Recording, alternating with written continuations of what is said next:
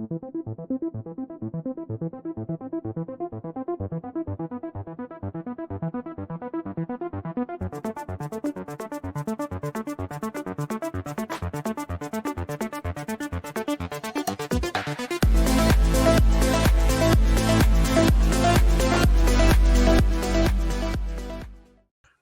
we're back with more NBA observations right here at the Lakers Fast Break. It's Gerald Glass. We truly appreciate you joining me. But we've always got to have a good NBA observer observing the playoffs. And of course, I've got one right here. He is the man behind so much of the great articles, so many of the great articles that you can find today at the J Notes at thejnotes.com. Part of the fan sided experience. Of course, it's Matt John. Matt, great to have you back on. How the playoffs been for you, my friend? They've actually been pretty fun to watch. They've actually been, I'd say it might be only in one conference, but it's always fun to see even the first round be unpredictable. And I feel like we've gotten mostly that thus far to start. That's always fun to watch. Like, as long as it's not your team, it's fun to watch the playoffs be unpredictable. That's true. That's true indeed. I know as a Boston Celtics fan that you are, you've got to be pleased where they're at now. They had that one bad game, but I talked about it with Caleb Ponzi. I said how the threes go. They live by the three, they die by the three in Boston. And we'll start there.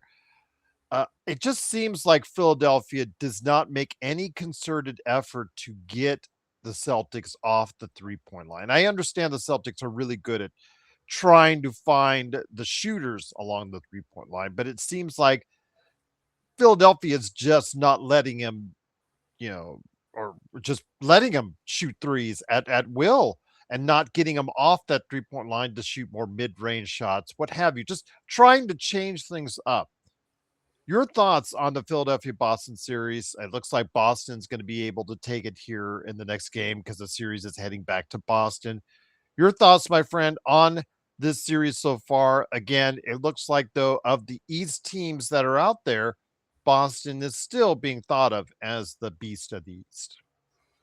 I mean, there is, I think, plenty to unpack when it comes to their series. Like, first of all, like, I think that the return of Joel Embiid, that might not have been a good thing for Philadelphia, as much as they want to tell themselves that it is, because that last game that they just had, that was the easiest time Boston had scoring on them. And a lot of that had to do with Embiid. He lumbers down the floor. He is a very I'm trying to think of the word. He's like, man, I can't think of the word. The word that people use to come up with Luka Doncic and Trae Young, where the offense revolves around him.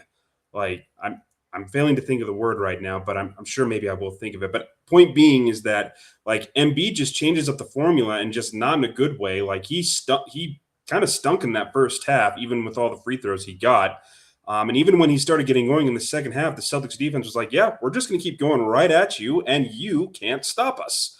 So, like, I mean, it's not like the Celtics being up 3-1 on the Sixers is exactly like the most surprising outcome ever. I mean, if it weren't for VJ Edgecombe going off in game 2, the series probably would have been over by now. But I do think the 76ers, like, before Embiid came back, they did kind of have a formula where I wouldn't necessarily say they stopped the Celtics, but they slowed them down. Like, they do kind of have this kind of switchable team. So, but Embiid being back, if they keep playing him like they were in game 4, I'm just like, no, this series is pretty much done.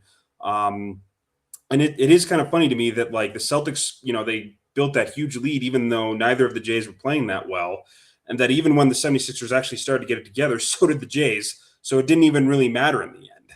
Like, I think the 76ers, I still like their future, but I do think that the series does say something about the elephant in the room about what they need to do with Embiid. Because I do think they could have given Boston a better series if Embiid stayed on the sideline.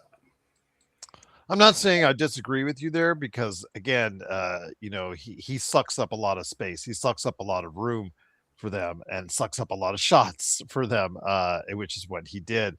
I mean, the numbers are not bad. What was he, 26 and 10? And, that's what you want from a center normally. But like you said, it changes the total dynamic of what Philadelphia does. because of his lack of mobility, the things he can't do on the defensive end. He can't go ahead and guard people out in the perimeter, et cetera, because of all the injuries. But with his contract the way it is, Matt, I just don't see him being moved anytime soon. Unless you could expansions around the corner, maybe you can send him to an expansion team, but otherwise, I don't see any of the other 29 teams in the league unless you heavily incentivize him, like on a package type deal, with extra picks, what have you. I don't see him being moved anytime soon. I mean, probably not. Like it's definitely hard to see, but I do think that Philadelphia kind of looks at this like, oh man, like this just might be it with Embiid. I don't even think he's the same athlete he used to be because he was, an all defense center. And I Mhm. think those even he's been impressive for the fact that he's been able to withstand everything that's happened to him for the past couple of years and can still play. But I just don't think he's the same two-way player he used to be. He's still an offensive force, but I still think on defense, I was just like, man, the Celtics just they made easy work out of him pretty much every single time, every single minute he was on the floor. Like the 76ers, obviously none of their big men are exactly, picture perfect. But I thought Bono is actually probably their best bet against the Celtics, better than Drummond or Embiid. So, like, if I were them, I'd probably limit Embiid's minutes going forward in this series if it by some chance continues. And that's so sad, though, Matt, when you think about it, because all the things that Embiid has had to go through. I mean, the Bell's palsy. Who knows they're going to get the Bell's palsy, during, was it last year's playoffs? And It was 2 years then ago. 2 years ago. Okay. And then more injuries. He gets, the appendicitis that comes out of, for most people, that comes out of nowhere. It's unfair to be honest with you, when you look at it, when you look through Joel Embiid's career. I mean, the back injuries that he started his career off at, coming from Kansas, it's and the knees now, his knees obviously had taken a toll as well because of his sheer size. It's just almost unfair what the basketball gods have dealt with to him, or dealt to him, because of the fact he's when at his peak. Remember, he that 1 year, was it 2 seasons ago as well, where he was outscoring on a point per minute basis Will Chamberlain. I think it was 3 years ago, maybe in the 3 years year ago, on okay. MVP. Yeah, so I mean, it's sad. It is just sad, Matt, that he's just not able, he will not able to enjoy a career like others because of what injuries have prevented him from doing. I guess so. I mean, but that is that. To be fair, the 76ers knew what they signed up for when they drafted him back in 2014. Like the Mhm. red flags were there from the jump because I believe he was supposed to be the number one pick in that draft, and then I think he had a foot injury. No, Like I think was it the foot injury or the back? Because the back, he started his early career was with the back. I know that. regardless, like since he injured that during pre-draft workouts, that was kind of like the red flag of like this guy could be as talented as he is. He's also very injury prone. I hate to make the comparison, but I do think it's somewhat accurate. It's Brandon Roy. You Mhm. pick like Portland picked him knowing he's got knee problems, and as good as he was, and he flamed out sooner than Embiid did.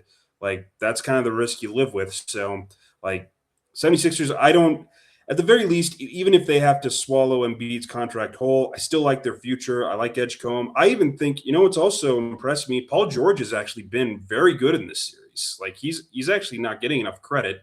You know, I actually said this, and someone said, well, he's only averaging 18 points per game. He hasn't been that good. I was like, dude, don't measure a player's impact by how many points he scores. Cam Thomas can put up 18 points per game. He's out of the league. So George has basically been his defense. It's been like how he's been able to play within the team scheme of things. He's made Boston earn the points that they have scored on him. Like there have been multiple times where Brown and Tatum, they've scored on George, but like George forced them into like the most uncomfortable shot possible. It wasn't a, oh man, he just really blew that defensive assignment. No, they just out offensed him. And then again, we'll have to wait and see. But with VJ Edgecombe and Tyrese Maxey, they do have a core there that they can build upon going forward. With Paul George, and Joel Embiid, it's more of, okay, that whatever you're going to get from them at the latter part of their career. But it is kind of mismatched right now from what I see as far as the two colliding, the future and the present, and what will be for the Philadelphia 76ers going forward. But the Boston Celtics, I know you and I are going to be talking about them probably for quite some time in the East as far as that's concerned. And again, it's all about them hitting their shots. If they hit their threes, then they're going to be a really tough out in the Eastern Conference, Matt. Yeah, and actually, I mean, obviously, the other day they had a magnet ball, and that's not completely out of character for them. The real X factor, as far as who should be making their three, who will decide how far they go in terms of making threes, is Derek White. Like he has been ice cold to start the series. He hit two of them, and he hit two of them in rhythm, and they weren't exactly the most orthodox 3 point shots. If that's a sign of things to come, that proves how good Boston is. He still is a fantastic player, even when his 3 point shot's not falling, which it hasn't been. But if him hitting those two against, I think he shot 2 for 4 from three. If he continues hitting those, if he gets back to the elite 3 point shooter he was, it's really hard to see who stops the Celtics. But that's not a given because he's had a pretty lackluster year as far as 3 point shooting goes throughout the entire season. It's been on and off. We'll see what happens with that one. But again, it looks like it's all but over for that series with Boston as it heads back to Boston for game 5. Do want to talk to you about the New York Atlanta street fight going on right now, heading into that game 5. I cannot wait for that one to begin. As we're talking about this, it's going to be on the way to getting started here in a little bit. CJ McCollum, the most beloved man at MSG right now. Do you think he has it in him for at least one more heroic performance? The games they've won, 2 games, they've won by combined 2 points. I'm not sure if they're going to be able to go ahead and keep New York away from the win column 2 more times. It's funny you bring up McCollum because New York made the adjustment. They put Josh Hart on him, and like my respect for Josh Hart has gone way, way up. He really is kind of a jack of all trades guy you want on a team trying to win a title. And so it's amazing. It is amazing on his and the Knicks' part that they really found the perfect guy to support their best players. Really, to me, with that series, I actually think the X factor might be Kuminga. He was awesome in their 2 wins, and he was terrible in their 2 losses. And the funny thing about Kuminga is that he definitely divides NBA fans in general, not just Warriors fans, but just like you can see the physical talent there, but he doesn't consistently deliver on that. Kuminga to me reminds me of Jeff Green, like where his performances just fluctuated. Like one night he put up 40, the next you'd be like, oh wait, did Jeff Green play? Like he was that invisible. And I feel like Kuminga's kind of cut from the same cloth where like if he goes off, like Atlanta's chances are as good, are the best they could possibly hope for. But when he's off, oh man, they're kind of in a bad spot. So I am intrigued to see what version of Kuminga they get tonight. Like it is also kind of sad to me that like in a series like this, Kuminga and McCollum are the 2 most notable Hawks players in a series that has Jalen Johnson. Like he should be the one stepping up. Like that is it's almost in a way like how people say Tatum, Jason Tatum, like has always had great teammates, and so they always bail him out. I've never really, I both admit I don't necessarily buy into that, but it's also kind of like, well, you need good teammates to bail you out. But I do think Jalen Johnson, it's well past time for him to be like, no, I am the best player on the floor right now. This is my time. So I do think that if the Hawks shouldn't have to count on Kuminga to produce the way he did in games 2 and 3. But it still might come to that anyway. But the one way to negate that is if Jalen Johnson finally has a breakout game.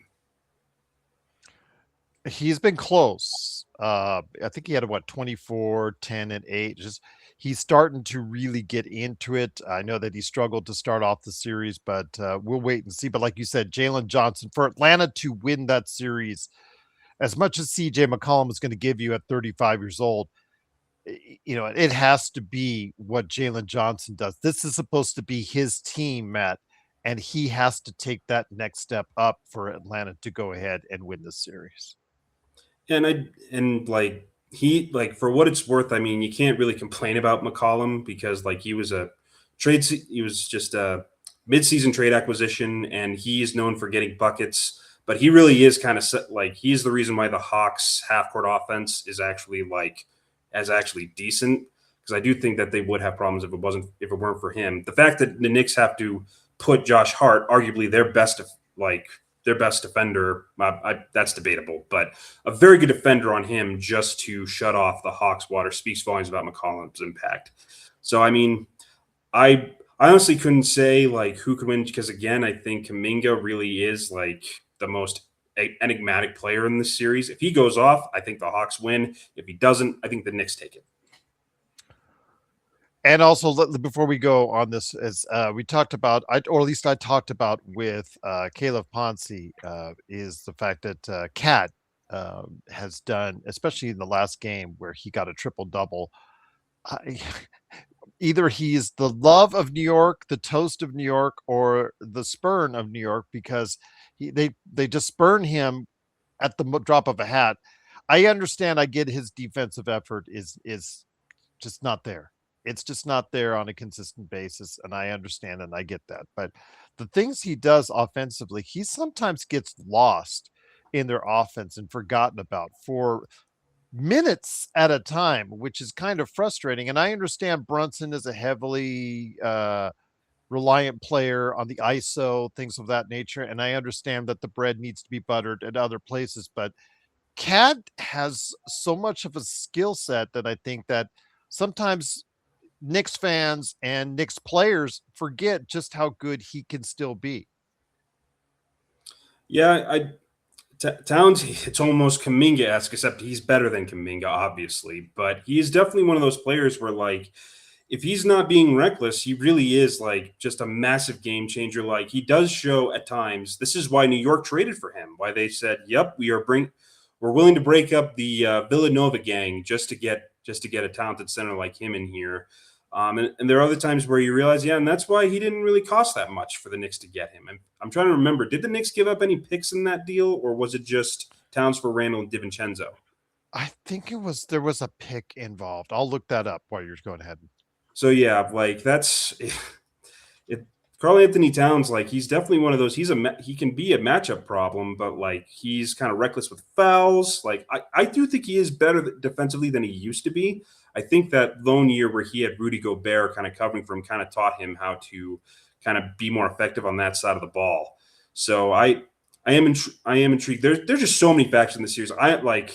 It's hard for me to say who I think could win. I think I said that the last time we spoke about this series. Like the Knicks were my pick, but it was one of those. Yeah, I still stand by. If the Hawks win, I wouldn't be surprised.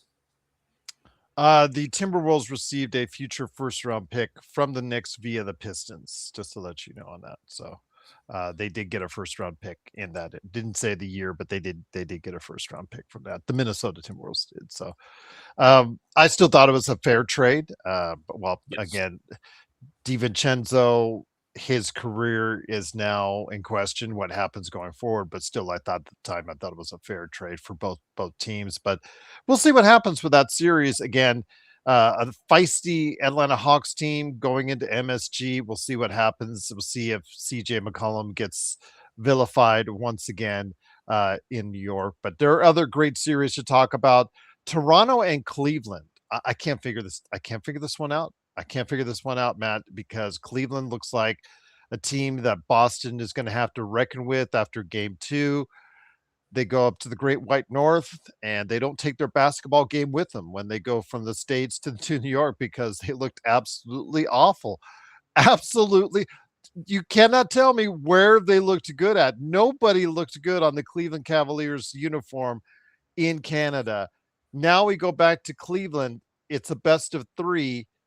And I'm just going to assume this is going to end up like a home team series. If you know what I mean, it's like, okay, whoever is the home team is going to win each game going forward, just because it seems like neither team plays well on the road. Yeah, I agree with that, Sen. And I think this series is going to go 7. And like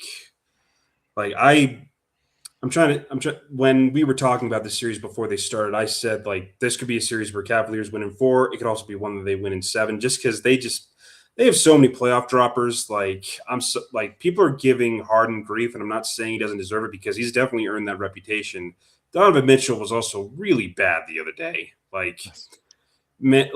Like I said, the Garland for Harden trade, they solved a problem. They didn't solve the problem, and I do think that like a series like this, whether they win or lose, it just does not inspire confidence in me that this Cavaliers team is really going to go that far in the playoffs, especially with this core. Like so, and it will lead to a whole lot of questions this summer. Like I gave the Raptors grief, and I will say I'm very impressed with them that they stayed resilient even after being down 2-0.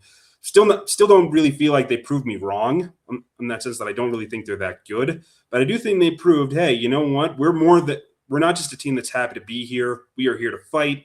So like I do think they do need to pimp their ride a little bit this offseason, like because I don't think this is a good enough core to really compete for something special. But they are at least giving Cleveland, a team that's been in the playoffs for the past 4 seasons. They are giving them some good. They have punched them in the teeth. So I am excited to see if they can finish Cleveland off.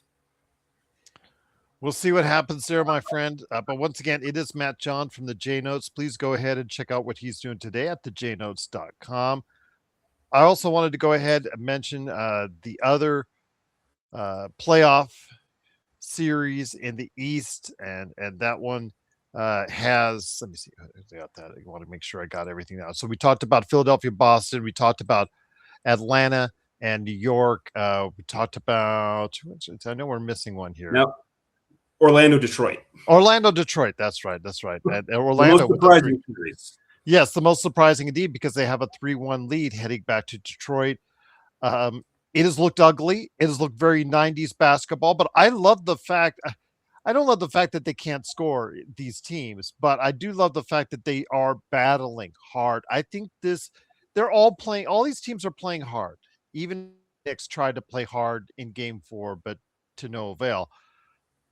No series do I think they're playing harder than this one. I just see the effort level in this and the desire and the want to win from both these teams really at a high level. But we're starting to see the cracks with Detroit with Cade Cunningham. And the fact is, Cade Cunningham is seemingly on an island unto himself at times on this Detroit team because nobody is stepping up alongside him. Your thoughts on this series? Because Orlando, with even how should I be nice about saying this? Some of the worst offense that I see from them.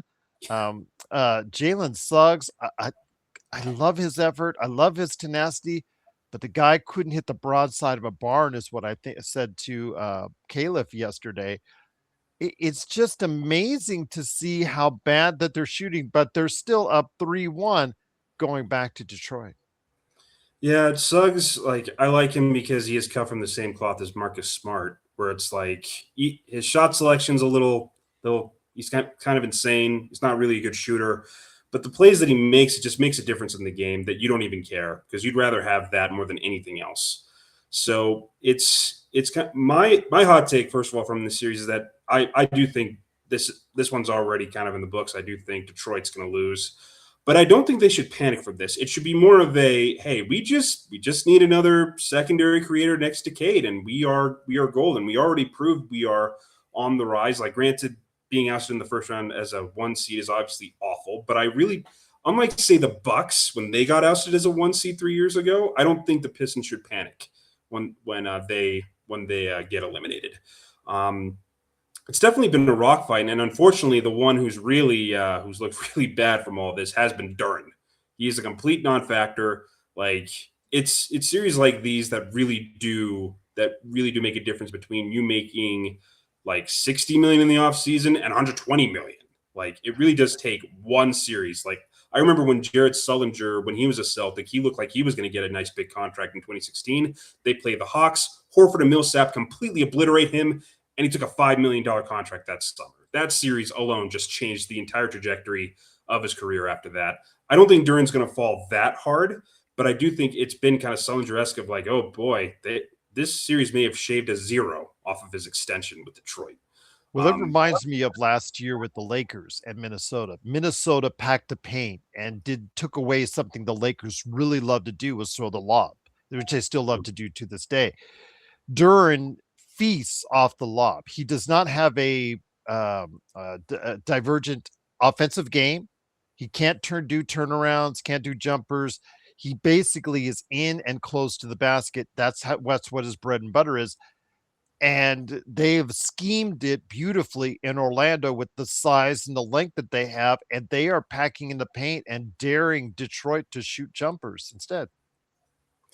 Yeah, it's like I'm tr- I'm trying to think like it's like I keep saying like Wendell Carter Jr. has basically shut off Jalen Duren's water. He's been it's like Horford, what Al Horford used to do against Joel Embiid, just completely taking him out of his element. And if some like Duren, I think it's safe to say is probably Detroit's second best player.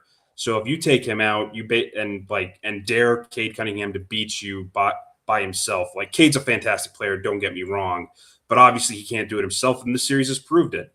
And so if you take out the team's second best player, make him a non-factor, it does not matter what team you are facing, you are in trouble. So props to Orlando props to them, especially because like they have done a 180 on themselves. Like when everyone was like they lost to the Celtics B team and they lost to the Sixers, this team's going to be out in 4 games. And I was like, and now there's a solid here's another hot take. I think there's a solid chance, no matter what happens with Cavaliers versus Raptors, we might see the Magic in the Eastern Conference Finals because it's just looking too bad for all the other teams in that route right now. Certainly bringing up that possibility indeed, my friend. Going back over to the West, wanted to go ahead and we'll start with the Lakers. Lakers and Rockets.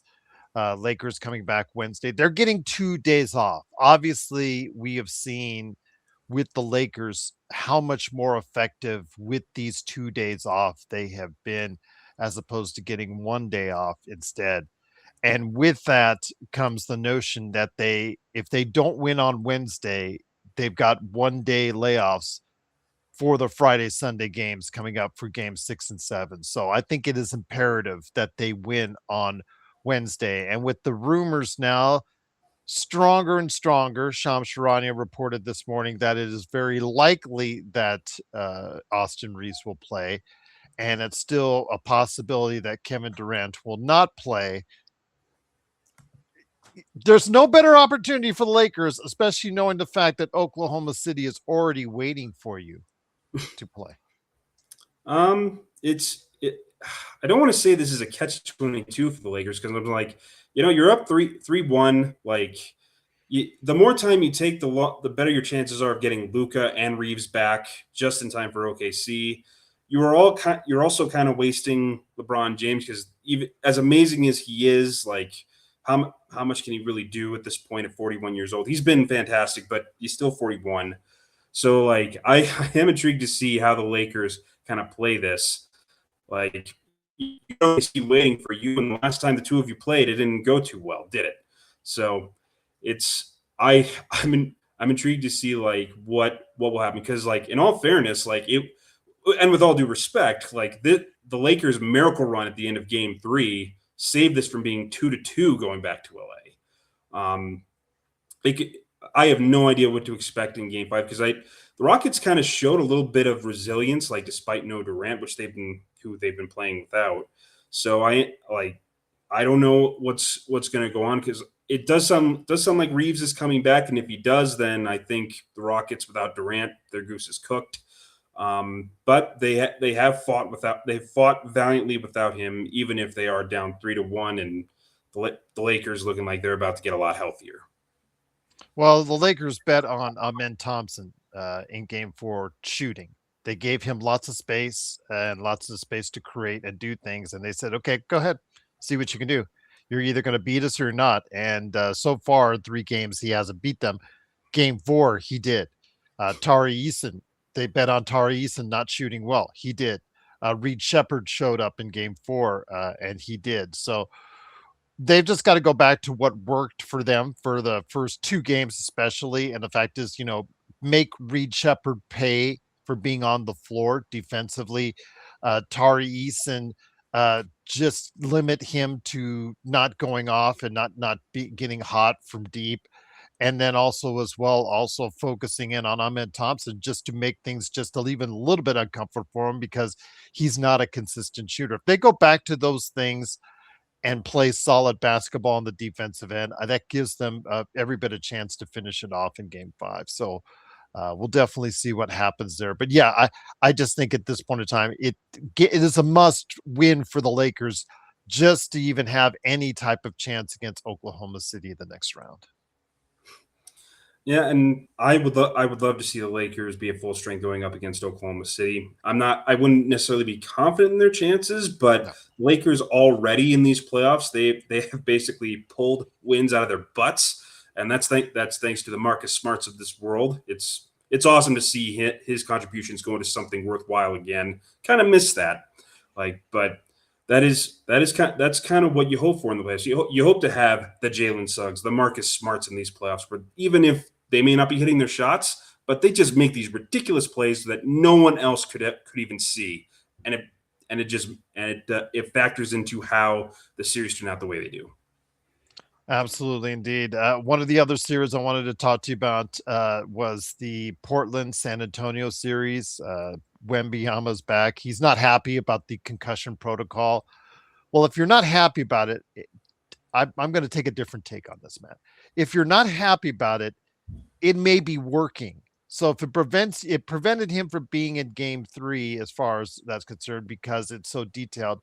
Maybe it's the NBA being a little bit overreactive or overprotective of the player coming back too soon.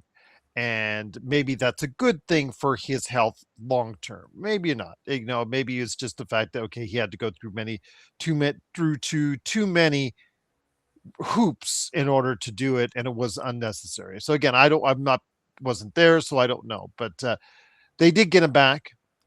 He showed you why in the second half of that game four, why he is one of the best players on the planet. I understand he's played 1,000 less minutes than some of the other MVP candidates and whatnot, but you just see right there, Matt, what he can do. And I wasn't sold on the no experience, low experience type thing when it comes to it. They have a good group of guards and they have a game changing center slash forward slash whatever he wants to be in Wembyama. Your thoughts, my friend, on San Antonio? This looks like it's a done deal when it's going back to San Antonio, but are your thoughts changing a little bit more about their chances going forward? Um, it's I don't even know what to say. Yesterday was kind of insane. 1 minute the Trailblazers are up 17, and I think it was like a 38-point swing. That is kind of insane. That is kind of indicative of I think they were up by 20. I think Klingon hit a three, and that put them up by 19 or 20. So yeah, it was crazy. yeah. It's I almost feel like both teams kind of prove this is why San Antonio really is a threat. Like it's funny we haven't talked about it yet, but I like their chances better against Denver now, who's kind of self imploded, and I'm sure we'll talk about that later. Portland, even though games like that are embarrassing, it is their efforts to at least even they did blow it and they got embarrassed, but they have shown that hey, we're a roster that filled with we have a roster filled with guys who can make an impact, and better yet, we're getting back arguably the guy that this roster's really been missing next season. Fingers crossed that Damian Lillard will look like Dame again, but I mean, have to be cautiously optimistic about that at best.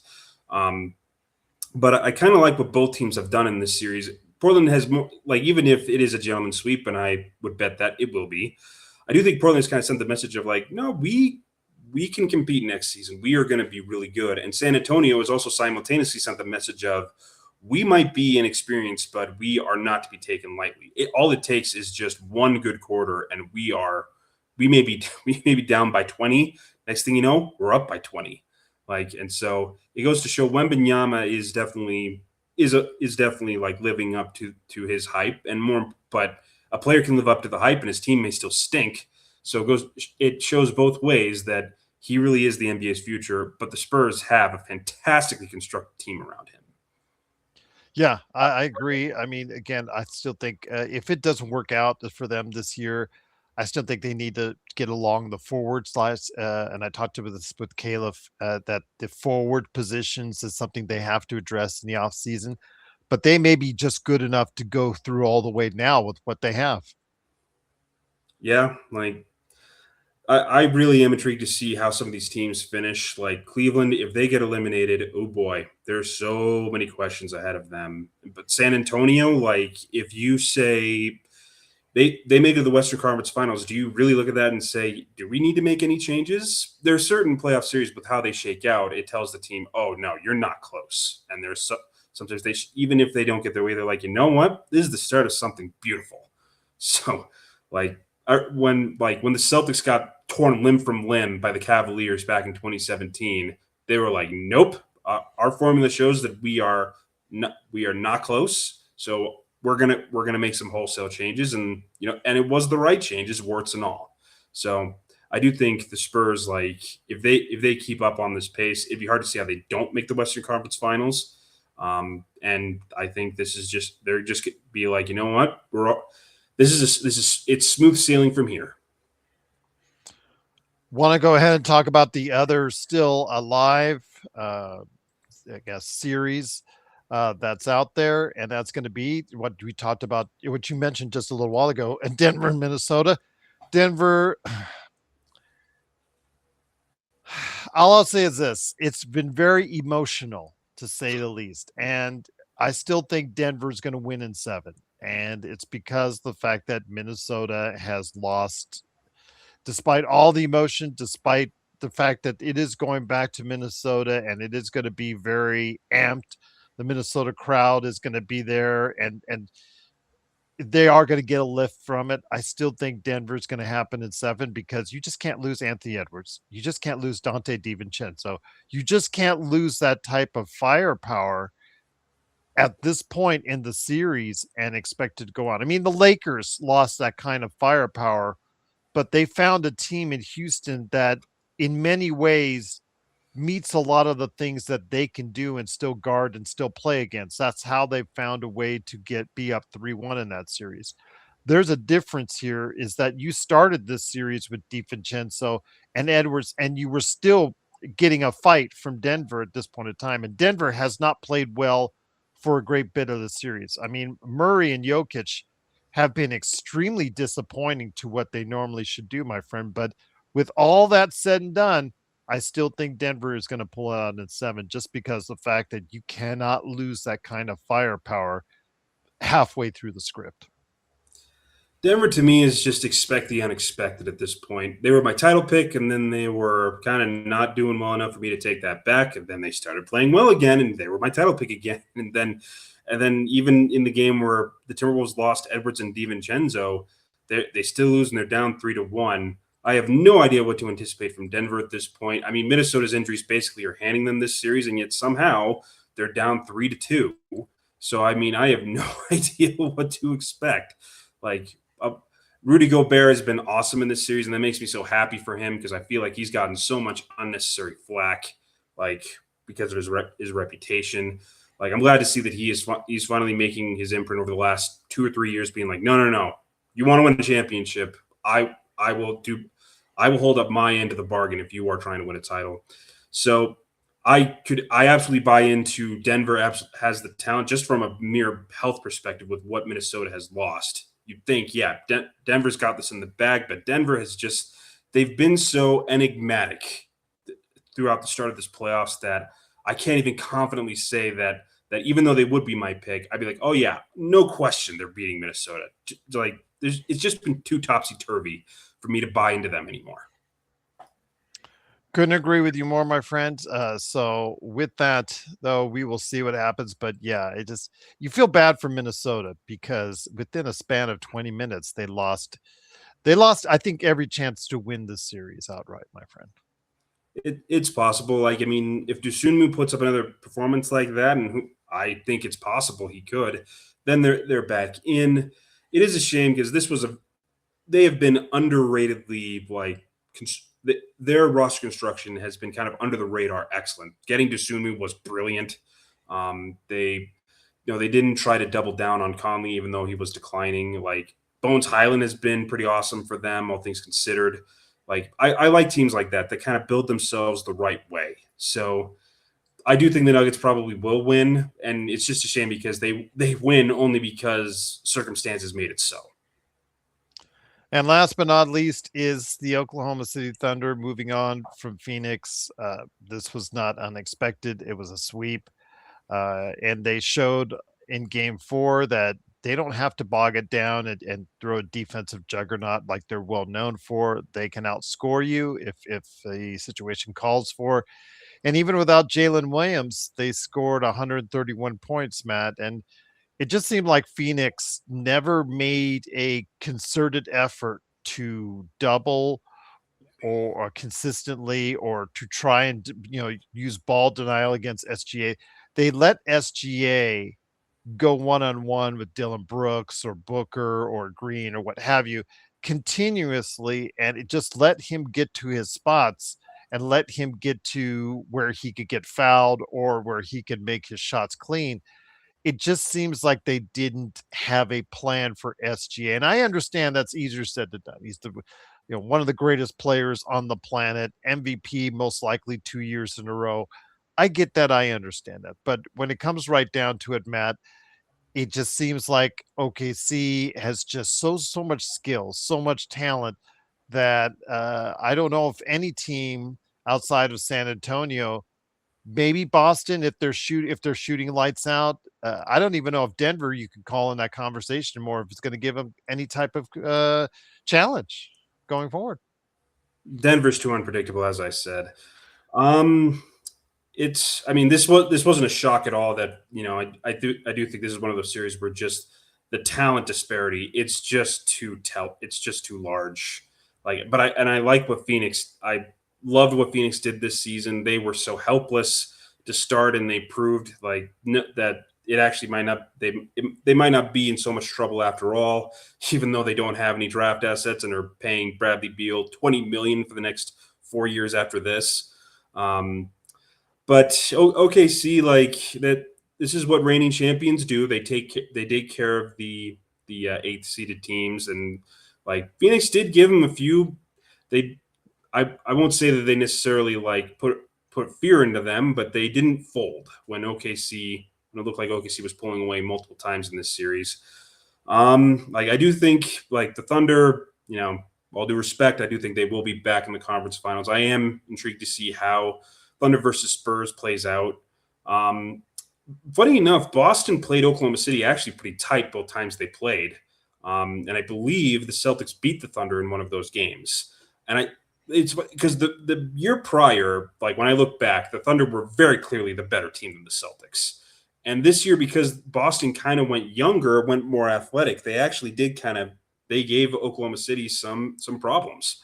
So I do think that like with Denver falling apart, Oklahoma City is kind of the easy pick. Their backs were against the wall a couple times in last year's playoffs, and so I won't say they're unbeatable. But if you say yeah they're the favorite, I'm like yeah I can't really disagree with that. So there you have it. There's our rundown of the playoffs so far. And Matt John has been providing some great observations. Please go ahead and check out his great work today at the JNotes, jnotes.com, part of the fan sided experience. But before we head it out, I don't know if you caught this, but it's being reported, of course, by Sham Sharania on ESPN that the NBA is finally settling in on an anti-tanking proposal. So I don't know if you saw this. It just was reported, I think, within the hour and a half as we went on air. But I'll read the article to everyone out there. The NBA has disclosed its 30 general managers a new anti-tanking draft reform termed the 3-2-1 lottery that includes expanding the lottery to 16 teams, flattening odds, and a regulation zone where the bottom three teams will be penalized with fewer lottery balls for the number one pick, starting with next year's draft, not this year's draft. Sources told ESPN. So, with this 3-2-1 lottery proposal, named to represent the number of lottery balls per team, would expand the lottery from 14 to 16 teams. I like that part. I'd actually like to do it even more personally, but 18 or 20 personally. Teams that do not qualify for the playoffs or play in tournament but stay out of the regulation zone, spots 4 through 10, would receive 3 lottery balls each. Teams with a bottom three record, the regulation area, would have just 2 lottery balls but have a floor of the 12th. Okay, now it's getting to where you fall in as far as playing seeds. They received a number of balls and whatnot. Okay, great. You've lost me and you've lost the regular consumer and NBA fan, but do you think in any way, shape, or form this will make things a little bit clearer or a little bit fairer for the NBA lottery, seeing what you're seeing there on that formula that they're now having? I mean, like, I'm sure maybe it'll come out clear as once if and when this is put into effect. I just don't think there's anything the NBA can do to really stop teams from tanking. Like the one solace is that next year it's not going to be nearly as bad just because there aren't going to the class isn't going to be nearly as much upfront talent. So like I mean, this is it's just a shame to me because I really think the league is doing this just because it's all about just the gambling parlays and like I'm really not sure if there's much there's no clear as day. I'm sure that once we see this, in full effect, maybe there'll be a clear as day positive impact. I just can't think of it right now. Because the NBA has tried to do this before and nothing has really changed anything. Teams still tank.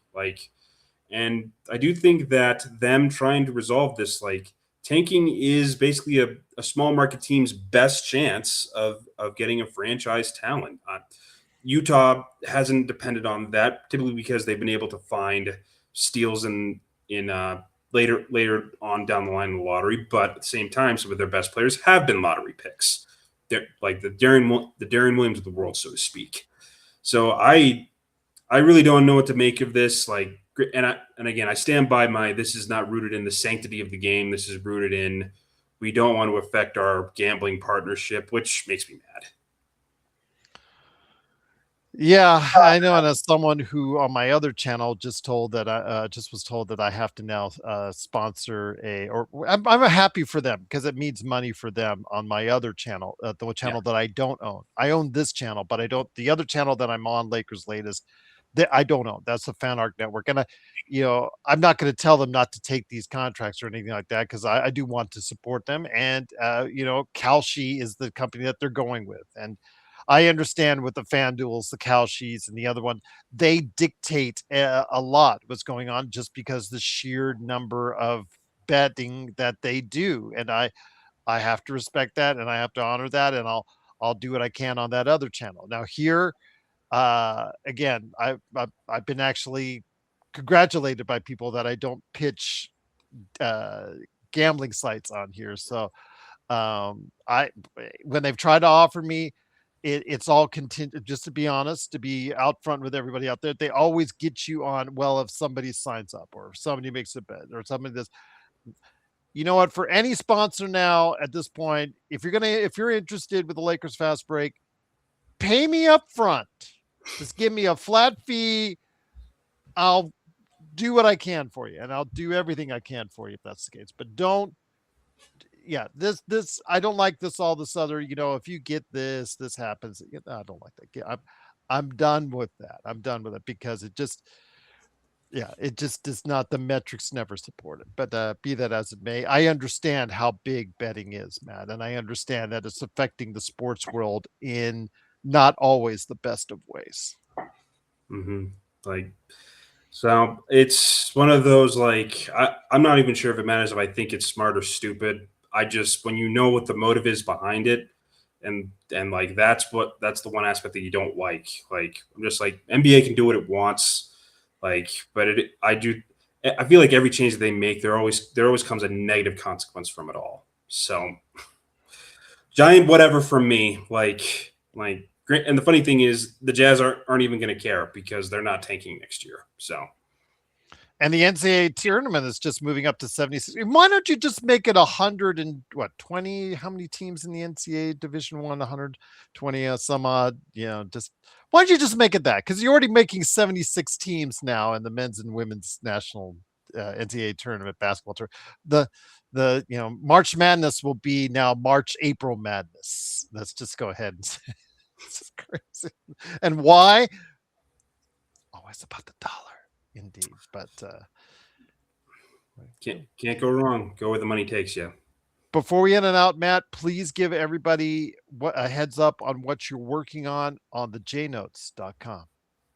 Typically, what we're focusing on with the J Notes these past few days have been about Jazz history because a lot of Jazz personnel are in the playoffs. And fans, as I've seen it, they're still attached to the Donovan Mitchells, the Rudy Goberts, and even the Quinn Snyders of this world. Recently, we've been writing up about the possibility of a Kevin Durant trade since that rumor just popped up the other day. Like, obviously, it may not necessarily be realistic, but that doesn't mean we should rule it out completely. So if you want to read up on our take on Kevin Durant and the Jazz alumni in the playoffs, feel free to check us out. Was that Triple J and Ja Morant at the Orlando game yesterday, I think? Yes, it was. So just hey, that tells you that those three with Desmond Bain, how much they really clicked with each other. If they're wanting to go two separate places to Orlando to support their former team. I thought that was cool. I thought that was really cool, man. I don't know how you felt about it. Actually, just before I came on, I wrote about what that says about JJJ, and I think it speaks highly about his character. And that's an underrated factor in building a winning team is having high character guys. And I don't think there were ever any doubts about that, but I do think last night serves as more evidence of the kind of character that the Jazz just brought into their locker room. And we'll see what happens because I would probably stay away from the Kevin Durant thing just to see how it looks with the lineup that you're going to throw out there. I think that and just let that grow for at least a little bit before you make some drastic changes indeed. But again, the Durant rumors and all the other rumors are going to hit you guys because you guys have some talent that you're growing there in Utah.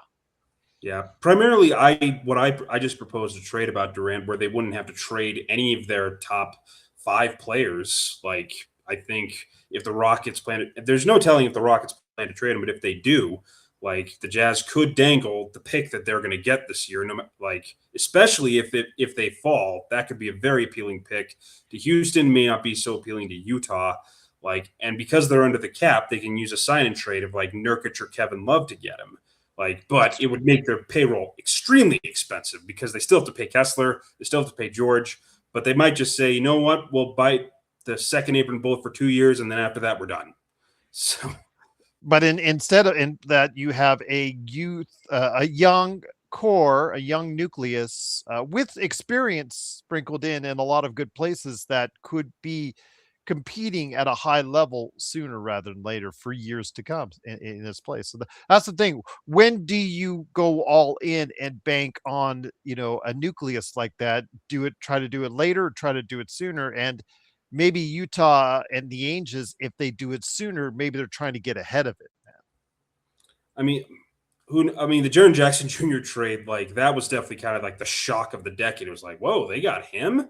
And at the same time, you're kind of like, yeah, he was kind of the guy that they needed on that team. So, like, I don't obviously, like, as much as I talk about Durant to the Jazz, of course, I don't think that's going to happen. It wouldn't shock me if, like, if they inquire and Durant says, oh, don't bother, guys. I don't want to play for you. But, like, I do think the Jazz are probably going to trot out to see what their lineup looks like first with their top 6, with returning Kessler next season. I think he and JJJ are going to be awesome together. Like, Bailey taking that next step. Like, there's a lot to like about what Utah's prospects are long term. But I think next year is actually kind of be like this year, where they're going to determine who should stay and who should go. Because there are also a lot of young guys who could be part of their next playoff team, or they could be dangled for the next vital X factor on their next playoff team. We'll see what happens, but if you want to follow the Jazz, there's no better place to go. And also as well, NBA notes as well, than the J Notes at thejnotes.com, part of the fan-sided experience indeed. Well, Matt, always great to have you here, providing the insight that only people can get right here on NBA Observations. Any last thoughts before we head on out? I'm trying to think. Like nothing really comes to mind for me right now, just because playoffs are going on, and I think we covered the grand scheme of things. So thank you so much for having me. Always great to have you here. I just, again, our schedules, my schedules, all later this week has been kind of rough lately, so I apologize for that. But I'm just thankful to get you on the show each and every week, and each and every time I can, right here at NBA Observations, and I will make sure I bring you back on ASAP as the playoffs continue, right here at NBA Observations.